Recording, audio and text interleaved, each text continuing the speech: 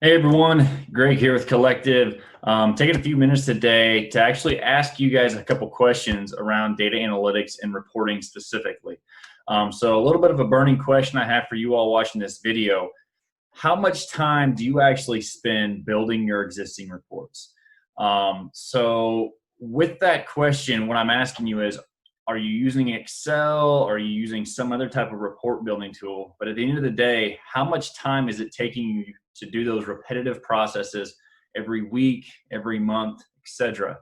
So with that question, I might actually challenge you to consider what other types of tools are out there, or what other types of processes can you implement in order to, speed up your reporting process so that you're not spending so much time building reports, but more at the end of the day, spending time analyzing those reports and driving more business into your organization.